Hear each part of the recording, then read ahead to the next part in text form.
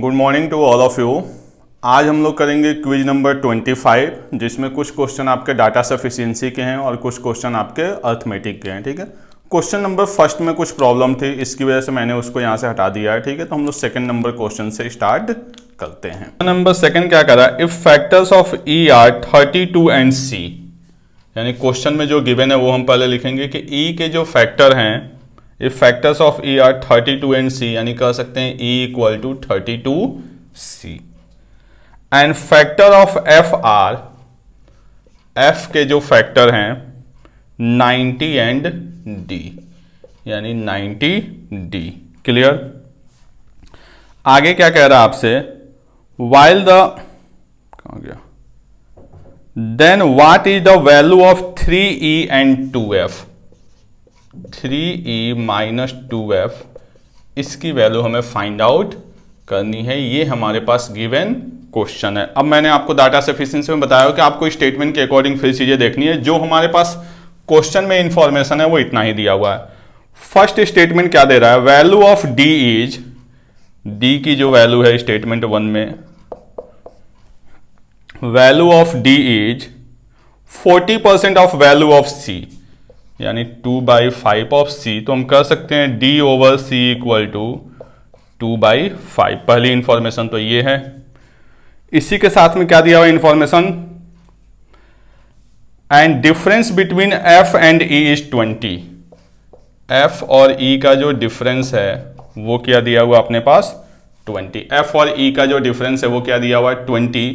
तो हमें ये क्वेश्चन फाइंड आउट करना है, तो हम क्वेश्चन को सॉल्व करने की कोशिश करते हैं। तो 3e, तो यहां पे हम लिख सकते हैं e की जगह क्या 32c, और यहां पे e और f का डिफरेंस दिया हुआ है, तो यहां पे वैल्यू क्या बन जाएगी आपका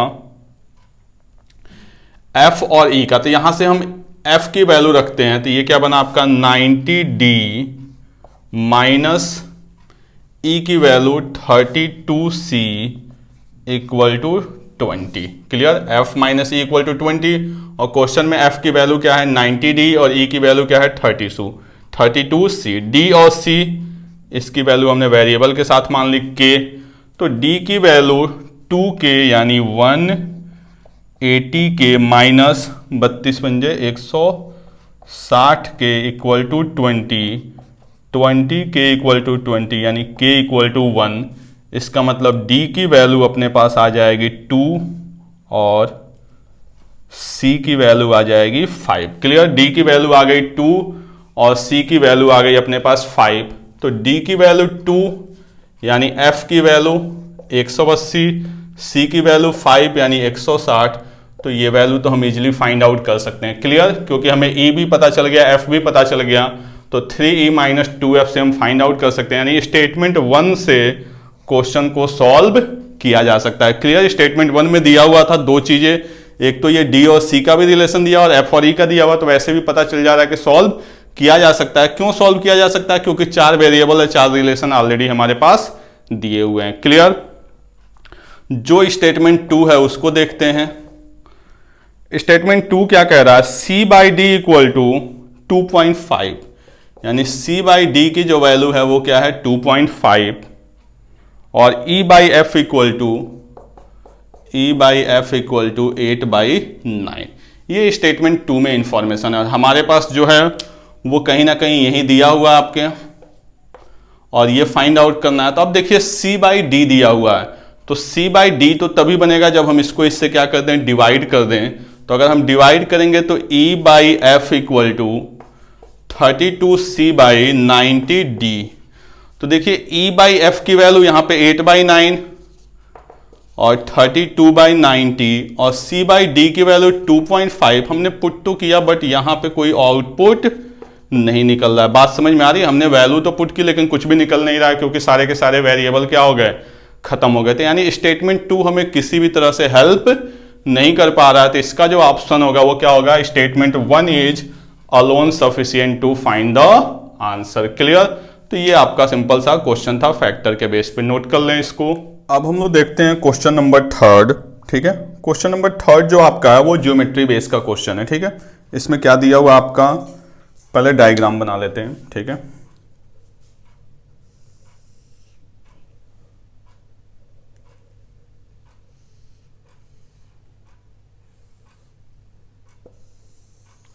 ये आपका डायग्राम दिया हुआ है, यहाँ पे इनके पॉइंट के नाम दिए हुए हैं एक्स वाई सी डी। इसके बाद से आपके कुछ एंगल के नाम दिए हुए हैं, इनको भी रिप्रेजेंट कर देते हैं। ए बी डी सी ई, ये हमारे पास सारे एंगल दिए हुए हैं। ठीक है, क्वेश्चन में पूछ क्या करा, what is the value of a की वैल्यू हमसे पूछी जा रही है। क्लियर, यानी जो स्टेटमेंट है, जो क्वेश्चन है, उसमें हमें सिर्फ एक डायग्राम दिया हुआ और ए की वैल्यू पूछा जा रहा है, यानी और कोई हमारे पास इंफॉर्मेशन नहीं है। तो कहीं ना कहीं हमें किसकी हेल्प लेनी पड़ेगी, स्टेटमेंट की लेनी पड़ेगी। पहला स्टेटमेंट क्या है, स्टेटमेंट 1 को देखते हैं। क्या करें, आपका line x y and c d are parallel. X y and c d क्या है, पैरेलल है। तो इसको थोड़ा सा हम लोग एक्सटेंड कर देते हैं। एक्स वाई और सी डी पैरेलल है। इससे क्या बेनिफिट होगा कि अगर ये एंगल सी है तो ये भी एंगल क्या हो जाएगा, सी करस्पॉन्डिंग एंगल, क्योंकि ये लाइन इस लाइन के क्या है, पैरेलल है, और ये ट्रांसवर्सल इसको क्या कर रही है, कट कर रही है। ये वाला एंगल अपने पास कितना है, बी डिग्री, और ये वाला हो गया सी डिग्री। यहां से एक फायदा और हो सकता है कि जो एंगल ए है वो इस छोटे वाले ट्रायंगल का क्या है, एक्सटीरियर है, यानी हम लिख सकते हैं angle A equal to angle B plus angle C. Clear, आगे कुछ दिया हुआ है, ratio of angle of B to C. B और सी का जो रेशियो दिया हुआ है वो दिया हुआ आपका 11:13। ठीक है, 11:13। बी और सी का जो रेशियो दिया हुआ वो दिया हुआ आपका 11:13। तब देखिए जो ए की वैल्यू है वो बी प्लस सी है, लेकिन बी और सी का रेशियो दिया हुआ है, बी और सी की एग्जैक्ट वैल्यू हमारे पास नहीं है, और बी और सी को हम आपस में रिलेट भी नहीं कर सकते। जैसे ये किसी ट्रायंगल का पार्ट होते तो 180 कर देते, एक स्ट्रेट लाइन का पार्ट होते तब भी इसको लीनियर पेयर लगा देते। यानी स्टेटमेंट 1 से तो हमें कोई आउटपुट नहीं मिल पा रहा है, यानी स्टेटमेंट 1 से तो हम कुछ भी सॉल्व नहीं कर सकते। अब देखते हैं हम स्टेटमेंट 2 क्या है। स्टेटमेंट 2 क्या कह रहा है, line segment x y and c d are parallel. X y and c d parallel यानी सेम इंफॉर्मेशन हो गई। Each other d plus e equal to 355, यानी angle d plus angle e equal to 355 है। D plus ई का जो सम है वो 355 है, लेकिन डी हमारा यहाँ पे है, यहाँ से लेके यहाँ तक, और ई हमारा यहाँ पे है। इससे ए का कोई रिलेशन नहीं होगा, क्योंकि अगर डी पता होता तब ए पता चल जाता, 360 माइनस डी कर लेते तब भी ए की बात बन जाती। सी पता होता अगर एक सेकंड के लिए सिर्फ इंडिविजुअल सी, तो सी और बी का रिलेशन दिया हुआ, यानी सी से हमें बी मिल जाता, यानी इससे भी कोई फायदा नहीं है। सिर्फ स्टेटमेंट 2 से भी कुछ नहीं निकल सकता। लेकिन अगर दोनों को मर्ज किया जाए, स्टेटमेंट 1 और 2 को, डी को हम लिख सकते हैं क्या, 360 डिग्री माइनस ए। डी को लिखा जा सकता है 360 डिग्री माइनस ए। ऐसे ही ई को 180 डिग्री माइनस सी। ई को हम लिख सकते हैं 180 डिग्री माइनस सी, क्योंकि ये पूरा का पूरा एक लीनियर पेयर है, तो ई को हम लिख सकते हैं 180 माइनस सी, और ये पूरा का पूरा एक सर्कल बन रहा है, तो डी को लिख सकते हैं हम 360 माइनस ए इक्वल टू 355। यहां से क्या होगा, a plus C equal to 355, इधर ट्रांसफर यानी 5, यानी 185। यानी जब हम फर्स्ट और सेकंड को मिक्स कर रहे हैं तो a प्लस सी की वैल्यू क्या है, 185, और a की वैल्यू अपने पास क्या है, b प्लस सी, यानी यहां से बनेगा b plus 2c equal to 185। अब देखिए b की वैल्यू हमें पता है, जैसे हम लिख सकते हैं यहाँ पे 11x, और इसको हम लिख सकते हैं 13x। तो यहाँ पे b और c पता चल गया। b और c की यहाँ पे वैल्यू पुट कर देंगे तो हमें किसकी वैल्यू मिल जाएगी, x की। जब x की वैल्यू मिल जाएगी तो a की वैल्यू को भी फाइंड आउट किया जा सकता है। तो आप इसके आगे सॉल्व करना जरूरी आपके लिए नहीं। आप देखिए यहाँ पे b और c, यानी ओवरऑल x की वैल्यू मिल रही है। जैसे ही x की वैल्यू मिली यानी b प्लस सी की इंडिविजुअल वैल्यू मिली, और b प्लस सी की वैल्यू मिली, इसका मतलब आपको a की वैल्यू मिल जाएगी। आपको सॉल्व करने की जरूरत नहीं है, मैं बस आपको सॉल्व करके बता दे रहा हूं ताकि कोई कंफ्यूजन न रहे। आप इसको सॉल्व नहीं करेंगे तब भी काम चल जाएगा। 11x प्लस 2c यानी 26x equal to 185, 37x equal to 185, then x equal to 5, b plus c यानी कितना हो गया आपका 24x, b प्लस सी का मतलब 24x, x की वैल्यू 5 यानी a की वैल्यू 120। ये मैंने सिर्फ सॉल्व किया, आपको सिर्फ यहीं से पता चल जाएगा कि क्वेश्चन को सॉल्व किया जा सकता है। यानी इस पर्टिकुलर क्वेश्चन को सॉल्व करने के लिए हमें दोनों स्टेटमेंट की रिक्वायरमेंट पड़ेगी। क्लियर? चलें इसको नोट कर लें। अब हम लोग देखते हैं क्वेश्चन नंबर 4। क्वेश्चन नंबर 4 क्या कहता है, देखिए बहुत सिंपल क्वेश्चन है और बहुत ही अच्छा क्वेश्चन है।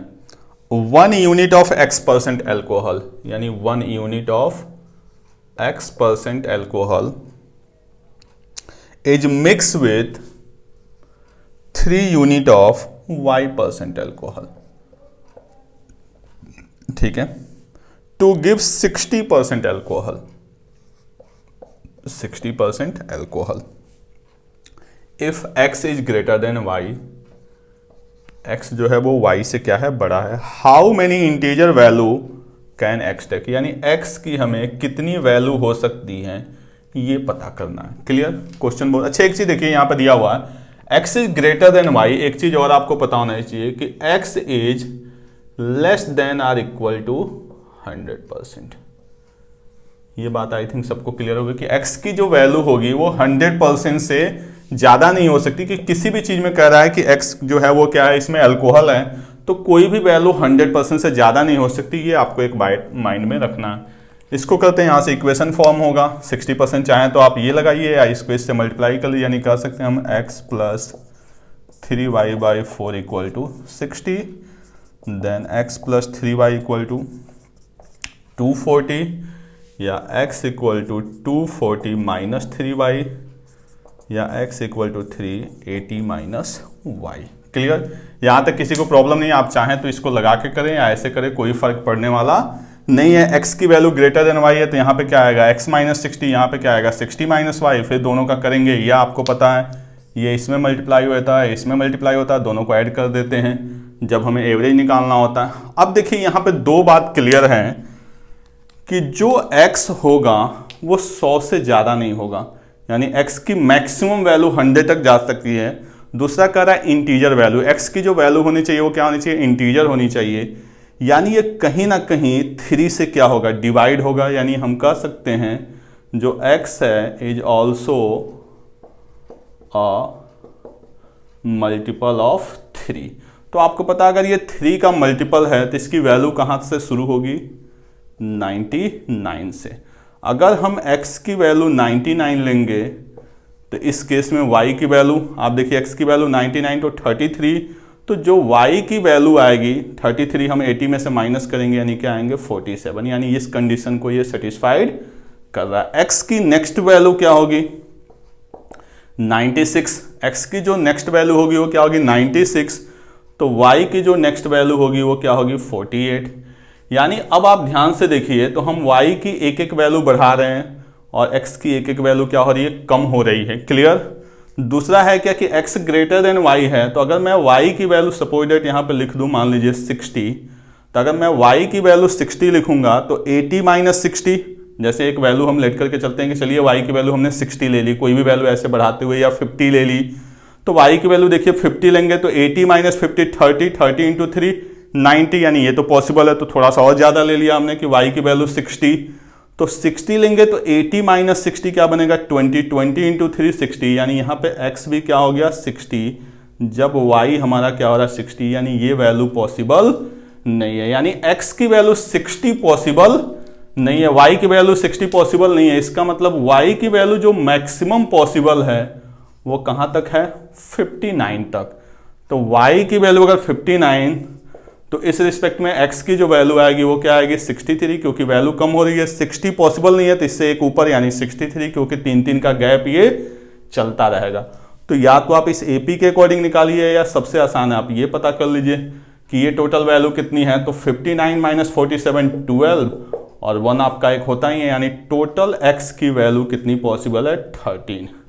ये बात समझ में आई? फिर से मैं बता दे रहा हूं, यहाँ पे देखिए इस इक्वेशन तक क्लियर है। हमने x की वैल्यू में पता है कि 99 के अलावा सबसे मैक्सिमम वैल्यू x की 99 हो सकती है, उस कंडीशन में y की वैल्यू 47, तो x की वैल्यू 3 कम होगी और y की वैल्यू एक क्या होगी, इंक्रीज होती जाएगी। क्लियर। तो हमने ऐसे ही रैंडमली चेक किया y की वैल्यू 60, तो 80 माइनस 60 20 इंटू 3 60, उस कंडीशन में x भी 60 हो रहा है, यानी ये पॉसिबल नहीं है। 59 जब x की वैल्यू हम रख रहे हैं तो देखिए यहाँ पे 59, तो 59 का मतलब यहाँ पे वैल्यू क्या आ गई 21 इंटू 3 63, यानी ये पॉसिबल है क्योंकि y यहाँ पे x से क्या है, लेस है। तो ऐसे 47 48 49 ऐसे सबको ऐड कर लीजिए कि कितने बन रहे हैं 47 48 49, क्योंकि जितनी ये वैल्यू पॉसिबल होगी इसी के रिस्पेक्ट में x भी होगा, या आप ऐसे काउंट कर लीजिए। सिंपल देखिए हमने इसमें से इसको माइनस किया तो 12 आया, और आपको पता है मैं पूछूं आपसे कि 5 से लेकर 10 तक कितने नंबर हैं, तो हम इसमें से माइनस करते हैं तो वैल्यू 5 होती है, लेकिन एक्चुअल में नंबर कितने होते हैं, 6 होते हैं, क्योंकि यहाँ पे 5 भी इंक्लूड है। तो ऐसे ही टोटल इंटीजर कितने पॉसिबल हैं, 13 पॉसिबल है। क्लियर। तो ये एक आपका अच्छा सा क्वेश्चन था, नोट कर लें इसको। नेक्स्ट क्वेश्चन देखते हैं, ये आपका टाइम एंड वर्क का है। क्या करा, work was completed by 3 person of equal ability, यानी तीनों की जो एफिशिएंसी है वो क्या है, सेम है। आगे क्या कह रहा है, first one doing m hours for m days, तो m hours for m days यानी m इंटू एम, ये आवर्स है ये डेज है, तो आपको पता है जब हम MDH लगाते हैं तो डेज इंटू आवर बनता है, यानी वर्क की तरफ हम जा रहे हैं, तो m hours m days. Second one doing n hours for n days, यानी n into n। Third one, तीसरा क्या कर रहा है बंदा, m and n being integer, clear mention किया हुआ कि m और n क्या है, आपके इंटीजर हैं। And third one doing 16 hours for 16 days, 16 hours for 16 days हो गया ये। The work could have been completed in, ये जो वर्क है हमने लगा दिया, ये तीनों पर्सन है, m आवर, ठीक है, n आवर, 16 आवर। आगे क्या कर रहा है, the work is completed in 29 days by third person alone, 29 days by third person alone with his respecting working hour, तो इसका वर्किंग आवर कितना था, 60, ये दिया हुआ है। आगे क्या कर रहा है, if all of them do the work together then their respecting working hours the work can be completed, कितने दिन में वर्क कंप्लीटेड, अबाउट, अबाउट दिया मतलब कहीं ना कहीं वैल्यू अप्रोक्सीमेट में आएगी। क्लियर। तो कुछ नहीं, इसको सॉल्व करते हैं, m square plus n square. अब देखिए इसको आप मल्टीप्लाई मत करने लगिए, क्योंकि यहाँ भी 16 दिख रहा है, यहाँ भी 16 दिख रहा है, तो हम इसको लेके उधर चले जाते हैं। तो ये क्या बन जाएगा, 16 इंटू 29, 16 इंटू 16, मैंने एक स्टेप लिख दिया, आप चाहें तो इसको स्किप कर सकते हैं, तो 16 into 13, m square plus n square equal to, ये क्या बन जाएगा आपका 16 3 48, 16 कम 16 4 20, 208 76 13 7 20, 208। अब देखिए क्वेश्चन में आपका कुछ नहीं दिया हुआ है और यहाँ पे 2 वेरिएबल है, तो हमारे पास कोई चॉइस नहीं है हीट एंड ट्रायल के अलावा, आपको m और n की वैल्यू यहाँ पे एज्यूम करके सॉल्व करनी पड़ेगी। जैसे मान लीजिए m की वैल्यू मैं 1 मानूं, तो 1 का मतलब यहाँ पे क्या बनेगा 207, यानी किसी का स्क्वायर नहीं हो सकता, नहीं पॉसिबल है। m की वैल्यू हमने 2 मानी तो 4, 204 भी किसी का नहीं है। 3 माना तो 199 किसी का नहीं है। 4 माने तो 16, 208 में से हमने 16 को माइनस किया, ये भी पॉसिबल नहीं है।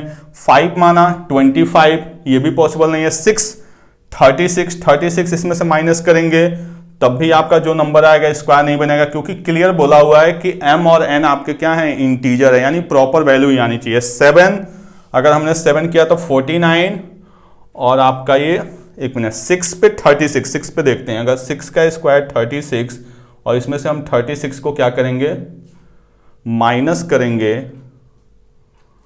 16, 9 6 3 2 1 3 13 6 78 13 कम 13 7 20, ठीक है। 36 अगर हमने मान लिया तो इसकी वैल्यू 36 माइनस होगी, यानी 2 3 17 नहीं पॉसिबल है। 7 49 6 पे भी नहीं पॉसिबल है। 7 49 का मतलब आपका 159, कोई नंबर नहीं है। 8 8 जा 64, 144, हाँ जी 8, तो ये बन जाएगा हमारे पास 12। अब देखिए हम क्लियर नहीं है कि m की वैल्यू 8 है या 12 है, हम इंडिविजुअल इनकी वैल्यू डिसाइड नहीं कर सकते, ये भी इसकी पॉसिबल है और ये भी इसकी पॉसिबल है। यानी m की वैल्यू 8 या 12 हो सकती है। m की वैल्यू 8 होगी तो n की वैल्यू 12 होगी, n की वैल्यू 8 होगी तो m की वैल्यू क्या होगी, 12 होगी। यानी ये m और n की जो वैल्यू है वो 8 और 12 में क्या होगी, आपकी इंटरचेंज होगी। यानी जो क्वेश्चन आएगा उसमें m और n को एक साथ यूज करना पड़ेगा। आगे क्या कह रहा है आपसे क्वेश्चन में, तीनों मिलके, तो अब देखिए तीनों मिलके, तो हमें m और n आपस में क्या है ये नहीं पता, तो ये इसका m और इसका n और इसका 16 और, तो तीनों को ऐड करेंगे तो 8 और 12 कितना हो गया 20, 20 प्लस 16 यानी 36। करा तीनों मिलके कितने डेज में वर्क को करेंगे, तो तीनों मिलके अपने वर्किंग आवर, तो इसका वर्किंग आवर 8 हो या 12 हो, हमें दोनों को ऐड करना है, तो जो वैल्यू आएगी वो क्या आएगी 20 और इसका 16 यानी 36 into D equal to 29 into 16, 4 9 D equal to 4 9 36 4 दूनी 8 216, देन डी इक्वल टू नहीं 111, ठीक है, डी इक्वल टू 116/9, 13 यानी जो अप्रोक्सीमेट वैल्यू आएगी वो क्या आएगी आपका 13 डेज। और क्वेश्चन में आपसे पूछा भी गया है डेज अबाउट, इसका मतलब कहीं ना कहीं हमसे अप्रोक्सीमेट वैल्यू पूछा जा रहा है। तब बस आपको ये छोटी सी बात यहाँ पे समझनी थी। और यहाँ पे क्या है कि दो वेरिएबल है, एक ही इक्वेशन है, तो हमारे पास इसके अलावा कोई चॉइस नहीं है। दोनों का सम पूछा है, तो 8 और 12 का सम 20 हमारा क्या है कांस्टेंट है, चाहे इसकी वैल्यू 8 हो या 12 हो, इसकी वैल्यू 16 यानी 36 आवर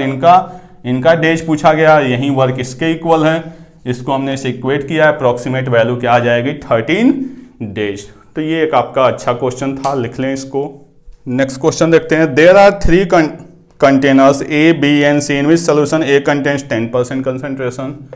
ए में कितना है 10%, B contains x%, C contains x², C में जो है वो क्या है x²। Now solution A and B are mix in ratio A/B, A और बी को मिक्स किया जा रहा है, तो 10% ये x%, फाइनली बन क्या रहा है आपका 6% कंसंट्रेशन। तो आप देखिए यहाँ वैल्यू क्या आएगी 4 और यहाँ पे वैल्यू क्या आएगी, जब ये वैल्यू इससे लेस है तो इससे कहीं ना कहीं ज़्यादा होगी, यानी यहाँ पे क्या आएगा 6 माइनस एक्स, ये हो गया। कह रहा है इनको किस रेशियो में मिलाया जा रहा है, A/B में, ठीक है, यानी A/B है। आगे क्या दे रहा है आपका question, if solution A and C यानी 10% और ये आपका x², A and C are mix in same as A and B, यानी यहां पे भी क्या है इनका रेशियो A/B, ठीक है, B वी गेट 14% कंसंट्रेशन, 14% यानी ये वैल्यू बड़ी हो गई, यानी ये 4, तो यहां पे क्या आ जाएगा आपका x² माइनस 14, ठीक है। ये देखिए यहाँ पे, अब यहाँ पे थोड़ी सी एक बात समझनी है कि जब इनका रेशियो सेम है तो यहाँ पे भी इनकी वैल्यू क्या होगी सेम होगी, क्योंकि इनका रेशियो सेम है। तो आप लिख सकते हैं कि जो पार्ट ये है वही पार्ट ये है यहाँ पे, तो या तो आप लिखना चाहें प्रॉपर तो ऐसे लिख लें 6 माइनस x/4, तो ये बना A/B, A/B की वैल्यू क्या बनेगी 6 माइनस x/4, इधर से A/B की वैल्यू क्या बनेगी x² माइनस 14/4, 4 से 4 कैंसल। अब इसको सॉल्व कर लीजिए, तो x² plus x minus 20 equal to 0। अब ये क्वाड्रेटिक बना सिंपल, प्लस 5 5 4, यानी x की वैल्यू सिंपल यहाँ पे क्या आ जाएगी 4, और यही हमसे क्वेश्चन में पूछा गया है कि x की वैल्यू क्या होगी। क्लियर, तो सिंपल सा आपका ये क्वेश्चन था, नोट डाउन कर लें इसको। अब हम देखते हैं क्वेश्चन नंबर 7। वैसे तो ऐसे क्वेश्चन मैं करा चुका हूं, बट आप लोग को थोड़ा सा ये याद रहे क्योंकि एक नई चीज है, इसलिए मैंने ये क्वेश्चन लिया हुआ। वहीं आपका कंपाउंड इंटरेस्ट का 3 इयर्स और 2 इयर्स का डिफरेंस का, तो एक चीज मैंने बताई थी, compound interest 3 years, compound interest 2 years over compound interest 2 years, इसको हम क्या करते हैं x² y over x plus Y में कन्वर्ट करते हैं, और जो r होता है इस कंडीशन में वो मैंने बताया था x माइनस वाई का डिफरेंस ओवर y इंटू 100।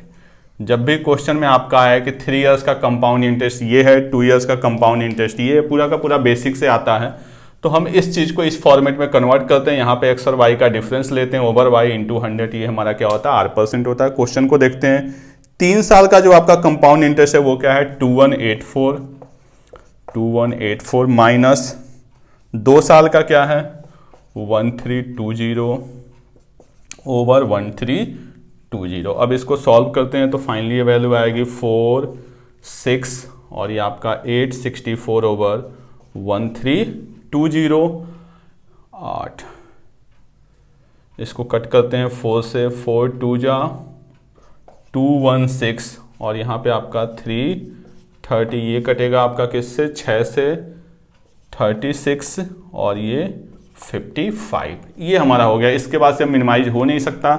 अब आपको इसको कन्वर्ट करना है इस फॉर्म में, तो आप ध्यान से देखिए, इस फॉर्म में मुझे इसको कन्वर्ट करना है। तो ये तो ऊपर दिख गया 6 का स्क्वायर, यहाँ पे 6 प्लस और यहाँ पे जो वैल्यू यहाँ पे आएगी वही वैल्यू यहाँ पे आएगी। तो बस आपको सोचना है 55 के दो पार्ट, एक यहाँ पे एक यहाँ पे। तो देखिए अगर मैं यहाँ पे 5 रखूँ तो यहाँ पे भी क्या आएगा 5, 6 और 5 11, 11 5 जा 55, सारी चीज़ हो गई। रेट ऑफ इंटरेस्ट चाहिए x माइनस वाई, तो x और y का डिफरेंस क्या है 1/5 इंटू 100, यानी जो r की वैल्यू आएगी वो अपने पास क्या आ जाएगी 20%। इस क्वेश्चन में बस थोड़ा सा चेंजेज ये हुआ है कि यहाँ पे आपसे रेट ना पूछ के आपसे क्या पूछा गया है, प्रिंसिपल। तो कोई बात नहीं, 2 साल का हमारे पास क्या दिया हुआ है, कंपाउंड इंटरेस्ट। 2 साल का कंपाउंड इंटरेस्ट कितना है 1320, और आपको है अगर 20% रेट ऑफ इंटरेस्ट है तो 2 साल का कंपाउंड इंटरेस्ट कितना होता है 44%। 20 का 20% यानी टोटल 44% की वैल्यू 1320, तो 1% की वैल्यू 30, तो 100% की वैल्यू आपकी क्या हो जाएगी 3000। ये आपका क्लर्क मेंस का आया हुआ क्वेश्चन है, 3000 रुपीज। तो काफ़ी अच्छा क्वेश्चन था, बस आपको ये एक कॉन्सेप्ट पता होना चाहिए। क्लियर, नोट कर लें इसको। इसके बाद से हम लोग देखते हैं last question, time and work का। अब देखते हैं हम लोग आज की क्विज का लास्ट क्वेश्चन। ये भी काफ़ी अच्छा क्वेश्चन है। क्या कर रहा है 8 मैन, यानी यहाँ पे हम मैन लिख रहे हैं, 8 man 11 women and 17 children can do a task in 18 days. 18 days में किसी वर्क को कंप्लीट कर रहे हैं। आगे क्या कह रहा है 2 मैन 3 वुमेन और 5 चिल्ड्रन, ये किसी काम को 72 डेज में। और हमसे पूछा क्या जा रहा है, यहाँ पे मैं लिख देता हूँ 9 मैन 9 वुमेन और 9 चिल्ड्रन कितने डेज में करेंगे। अब देखिए अभी तक जो आपने क्वेश्चन किया होगा ना, उसमें जब भी मैन वुमेन चिल्ड्रन आते हैं तो कहीं ना कहीं 3 इक्वेशन दिया रहता है। बट यहाँ पे 2 इक्वेशन है। जो लोग भी एसएससी का एग्जाम दिए होंगे, इस तरह के क्वेश्चन आपको मिले होंगे अलजेब्रा में, ठीक है, या रेशियो में कर सकते हैं कि पेन पेंसिल बुक ऐसे दे देता था और आपसे पूछा जाता था, यानी कहीं ना कहीं एक सिमेट्रिक टर्म ये चल रहा है, ठीक है। अगर हम इसको देखें कि 2 मैन 3 5, यानी हमें कहीं ना कहीं 9 मैन 9 वुमेन और 9 चिल्ड्रन का पैटर्न बनाना है, यानी मैन वुमेन और चिल्ड्रन हमारे क्या होने चाहिए, सेम होने चाहिए। अच्छा 8 मैन 11 वुमेन 17 चिल्ड्रन 18 डेज में पूरा वर्क कर रहे हैं, तो 1 डे में 1/18 वर्क करेंगे। ऐसे ही ये 70 डेज में पूरा वर्क, तो 1 डे में 1/72 वर्क। क्लियर। अब आपको थोड़ा सा सोचना पड़ेगा कि कैसे हम चीज़ों को करें कि 9 मैन 9 वुमेन और 9 चिल्ड्रन, यानी इन्हीं दोनों को आपस में हमें क्या करना होगा, एडजस्ट करना होगा। अब ध्यान से आप देखें कि अगर मैं इसको 3 से मल्टीप्लाई करूं तो 3 2 जा 6, 3 3 जा 9, 3 5 जा 15।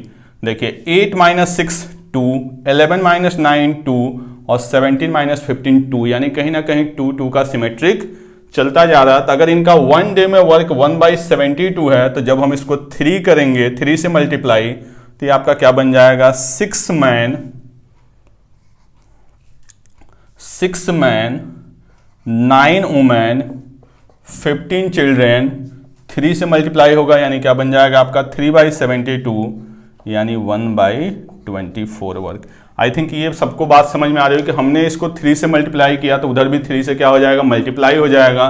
तो जो आपका वर्क होगा वो 1/72 से क्या हो जाएगा 1/24। क्लियर। अब अगर हम इन दोनों को देखें तो आप देखिए इसमें से अगर ये हम माइनस करें तो एक सिमेट्रिक टर्म हमें मिलेगा 8 मैन 6 वुमेन, 8 मैन और 6 मैन, तो क्या आ जाएगा यहाँ पे 2 मैन, 11 और 9 तो 2 वुमेन, 17 और 15 तो 2 वुमेन, और 1/18 और 1/24 को माइनस करेंगे तो ये 17 2 18 4 यानी 1/72 वर्ग। क्लियर, ये बात सबको समझ में आ रही है। अब इसमें किसी को ये डाउट नहीं होना चाहिए कि हम इसको माइनस कर सकते हैं या नहीं कर सकते। मैं आपको छोटा सा एग्जांपल बताता हूं। जैसे समझिए कि A 10 डेज में पूरा काम करता है, तो A 1 डे में कितना करेगा, 1/10 वर्ग।